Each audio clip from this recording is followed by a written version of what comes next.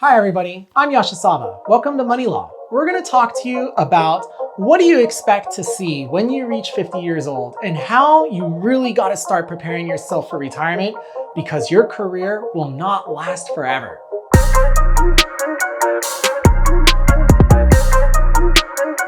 But before we begin, you should be aware that I am a licensed attorney here in California. I am not giving you legal advice or financial advice. This video is for your education only. And that means you can take whatever you want from this video, go and research some more. But if you want to implement any of the strategies, thoughts, or ideas that are here, you should talk to a professional in your local area.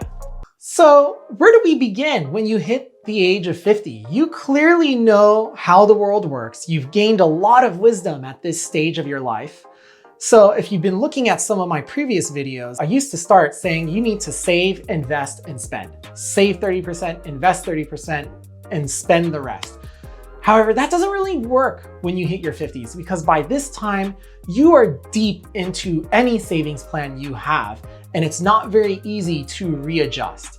You can change your portfolio, you can change what you're investing in, how you're investing, how much you're saving, but you can't go back in time and try to save more money. So you're really stuck with what you have now.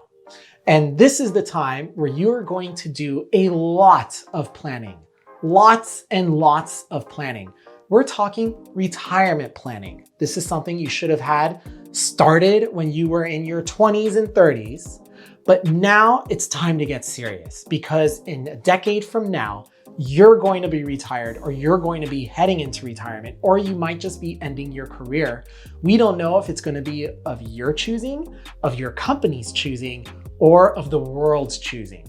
Anything could happen. So this is the time to really buckle down and get serious on that. The other kind of planning you want to look into is long-term care planning. Yes, this is the age where you need to think about what happens when you hit your 80s and 90s and who is going to pay the cost of taking care of you. Will you end up in a nursing home? Will you be able to afford to stay in your home and have a nurse come to you? Who's going to help you go and get your prescriptions, go to the bathroom, take care of yourself, feed yourself? All of this might sound gross. And I have so many clients that they say to me, Yasha, I never want to be taken care of that. I'd rather die. But the reality is, unless you know the date you're ready to die or the age you're ready to die, and you go to the states that let you do that kind of right to die stuff, push all that aside. Realistically, we're all living for forever, as long as we can, because that's what we do when we wake up every morning, is just go on with our lives. The problem for you is you're not at that age where you can think like that. You do need to think about who's going to take care of you, who's going to take care of your loved ones, and who's going to take care of your assets.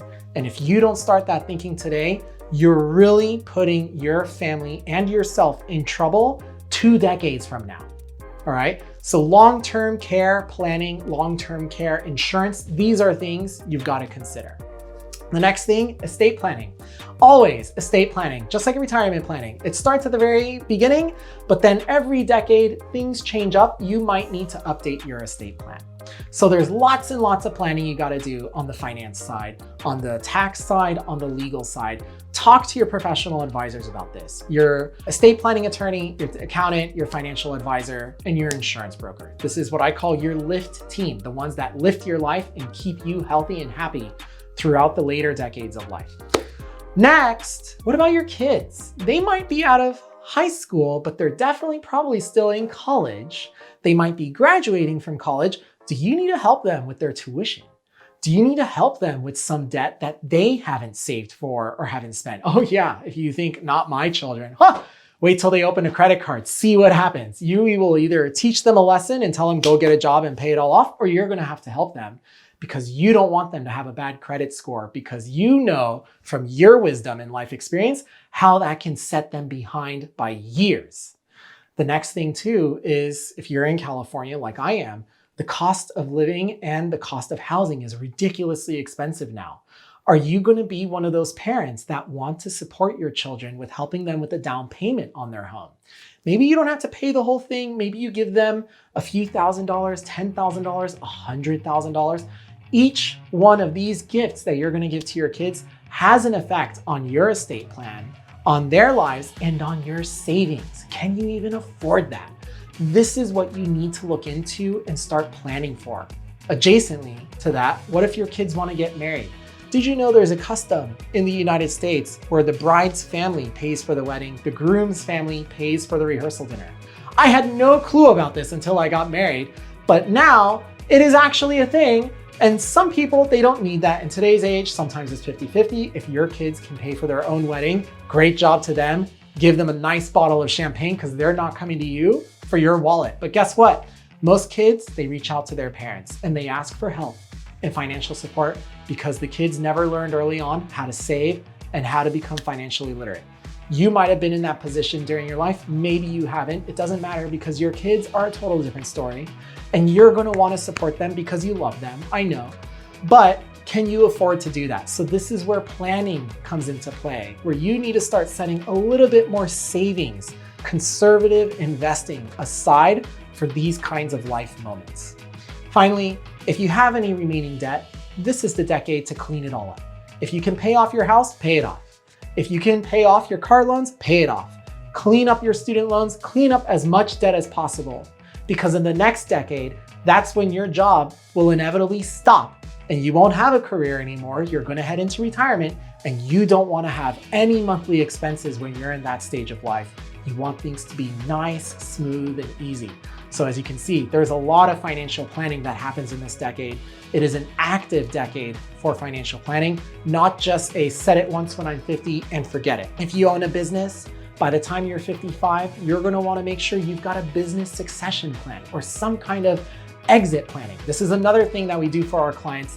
While I help my clients on the estate planning side, I help my entrepreneurs and investors on the business side on getting out when the right time and the right way that they want to. This is something you can consider. And then right once you hit 60, you wanna make sure you've got enough money invested and saved so that you can have an income supporting you for life. But we'll talk about that in the next episode. For now, if you have any of these topics that you want me to deep dive in, remember to leave those in the comments. Subscribe to our channel. If you're just hitting this video for the first time, go see our previous videos over the previous decades of life. And then stay tuned for our next. My name's Yasha Saba. This is Money Law. Remember, is it your money or theirs?